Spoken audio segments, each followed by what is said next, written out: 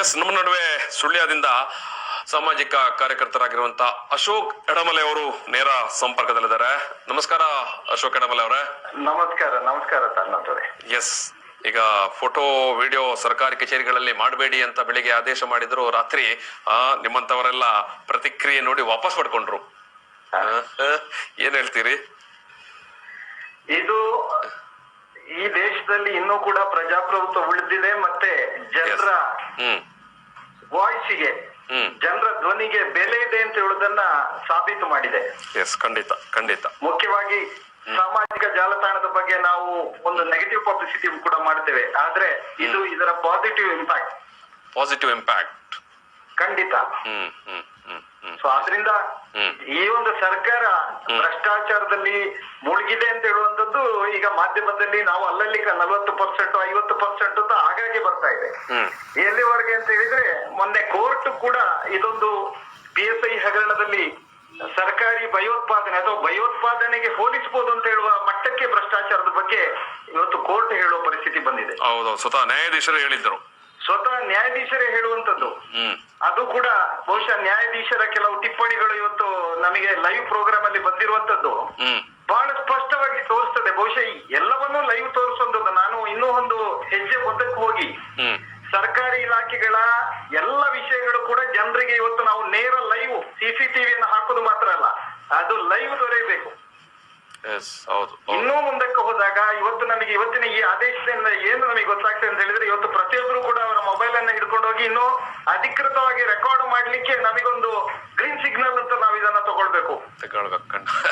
ನಾನು ಯುವಕರಿಗೆ ಹೇಳ್ತೇನೆ, ನಿಮ್ಮ ತಂದೆಯವರು ಪದೇ ಹೋಗಿ ದುಡ್ಡು ಕೊಟ್ಟು ಕಷ್ಟಪಡುವುದನ್ನು ನೋಡಲಿಕ್ಕೆ ನೀವು ಒಂದ್ ದಿವಸ ರಜೆ ಹಾಕಿ, ಕಾಲೇಜಿಗೆ ರಜೆ ಹಾಕಿ ತಂದೆ ಒಟ್ಟಿಗೆ ಹೋಗಿ ನೀವು ಮೊಬೈಲ್ ಇಟ್ಕೊಳ್ಳಿ, ಯಾವುದೇ ಕೆಲಸ ಆಗುವಾಗ ರೆಕಾರ್ಡ್ ಆಗಿ ಗೊತ್ತಾಗುತ್ತೆ. ಸಾರ್ವಜನಿಕ ಕಚೇರಿಗಳಲ್ಲಿ ವಿಪ್ರೋದಲ್ಲಿ ಕೆಲಸ ಇದ್ದವನು ಇವತ್ತು ಟಿಕೆಟಿಂಗ್ ವ್ಯವಸ್ಥೆ ಇದೆ. ಯಾವುದೇ ಒಂದು ಅರ್ಜಿ ಕೊಟ್ಟ ಮೇಲೆ ಅದನ್ನ ಟಿಕೆಟಿಂಗ್ ವ್ಯವಸ್ಥೆಯಲ್ಲಿ, ಅಂದ್ರೆ ಪ್ರತಿಯೊಬ್ಬರಿಗೂ ಮೊಬೈಲ್ ಅಲ್ಲಿ ಅವನ ಅರ್ಜಿ ಏನಾಗಿದೆ, ಎಲ್ಲಿ ಇದೆ, ಯಾಕೆ ಬಾಕಿ ಆಗಿದೆ, ಏನು ಬಾಕಿ ಇದೆ, ಎಲ್ಲವನ್ನು ಕೂಡ ಇವತ್ತು ನಾವು ಟೆಕ್ನಾಲಜಿ ಮುಖಾಂತರ ನೋಡ್ಲಿಕ್ಕೆ ಸಾಧ್ಯ. ಇವತ್ತು ಬಹುತೇಕ ಕಂಪನಿಗಳು ವರ್ಕ್ ಆಗೋದಾಗೆ ಒಂದು ಕೊರಿಯರ್ ಸರ್ವಿಸ್ ಅಲ್ಲಿ ಟ್ರೇಸ್ ಹೋಗಿದೆ ಅಂತ ಟ್ರ್ಯಾಕ್ ಮಾಡ್ಲಿಕ್ಕೆ ಆಗ್ತದೆ. ಅಂತ ಪರಿಸ್ಥಿತಿ ಟೆಕ್ನಾಲಜಿ ನಮ್ಮಲ್ಲಿ ಇರುವಾಗ, ಬಹಳ ಸರಳ ಟೆಕ್ನಾಲಜಿ ಇರುವಾಗ, ಇವತ್ತು ಎಲ್ಲಾ ಕಡತಗಳು ನಾವು ಕೊಟ್ಟದ್ದು ಏನಾಗಿದೆ, ಏನಾಗ್ಲಿಲ್ಲ, ಎಲ್ಲಿ ಬಾಕಿಯಾಗಿದೆ, ಇದನ್ನು ಎಲ್ಲವನ್ನು ಕೂಡ ಇವತ್ತು ಜನಸಾಮಾನ್ಯ ನೋಡುದು ಸಾಧ್ಯವೂ ಇದೆ. ಪಾರದರ್ಶಕ ಆಡಳಿತಕ್ಕೆ ಅದು ಮಾಡಬೇಕಾಗಿದೆ.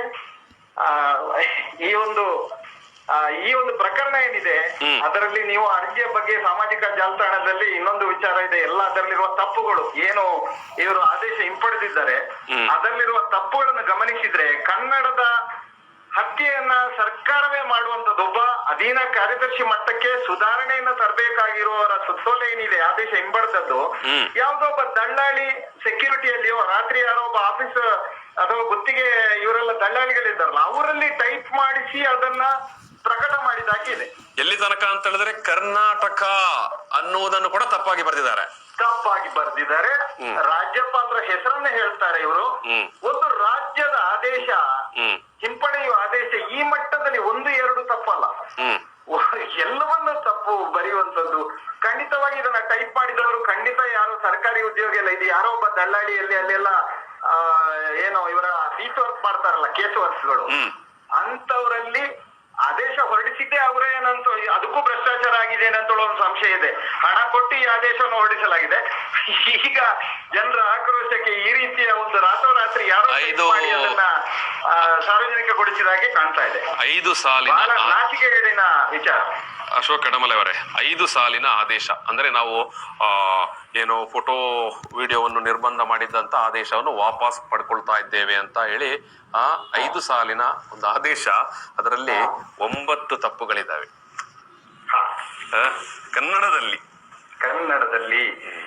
ಕನ್ನಡದ ಹತ್ಯೆ. ನಾನೀಗಾಗಲೇ ಸಾಮಾಜಿಕ ಜಾಲತಾಣದಲ್ಲಿ ಬರ್ಕೊಂಡಿದ್ದೇನೆ, ಇದು ಕನ್ನಡದ ಹತ್ಯೆ. ನೀವು ಹೇಳೋ ಪ್ರಕಾರ ಜನರ ಧ್ವನಿಗೆ ಆ ಸರ್ಕಾರ ಮಣಿದಿದೆ.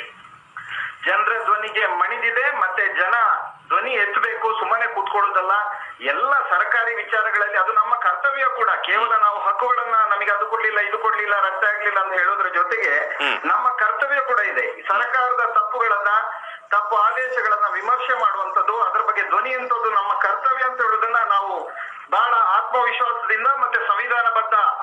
ಆಗಿ ಅಥವಾ ನಮ್ಮ ಕರ್ತವ್ಯವಾಗಿ ನಾವೆಲ್ಲರೂ ಅದನ್ನ ಮಾಡ್ಬೇಕು ಅಂತ ಹೇಳುದು ಕೂಡ ಈ ಒಂದು ಆದೇಶದ ಹಿಂಪಡೆತ ಏನಿದೆ ಅದು ನಮಗೆಲ್ಲರಿಗೂ ಕೂಡ ಒಂದು ವಿಷಯವಾಗಿದೆ. ಎಸ್ ಥ್ಯಾಂಕ್ ಯು ಹಡಮಲೆ ಅವರೇ, ಥ್ಯಾಂಕ್ ಯು. ಎಸ್, ಸಾಮಾಜಿಕ ಕಾರ್ಯಕರ್ತರಾಗಿರುವಂತಹ ಅಶೋಕ್ ಹಡಮಲೆ ಅವರು ಪ್ರಜಾಪ್ರಭುತ್ವ ಇನ್ನು ಕೂಡ ಈ ದೇಶದಲ್ಲಿ ಶಕ್ತಿಯನ್ನು ಹೊಂದಿದೆ.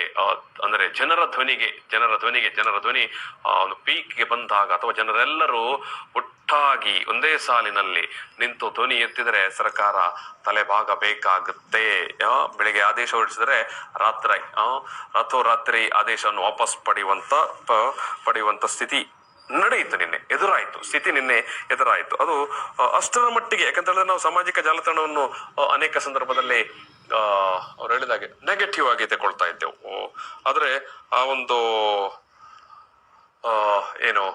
ನೆಗೆಟಿವ್ ಅನ್ನು ಪಾಸಿಟಿವ್ ಎನರ್ಜಿ ಅಂತ ಹೇಳ್ತಾರಲ್ಲ, ಆತರ ಪರಿವರ್ತನೆ ಮಾಡುವಲ್ಲಿ ಸಾಮಾಜಿಕ ಜಾಲತಾಣದವರು ನಿನ್ನೆ ಯಶಸ್ವಿಯಾಗಿದೆ.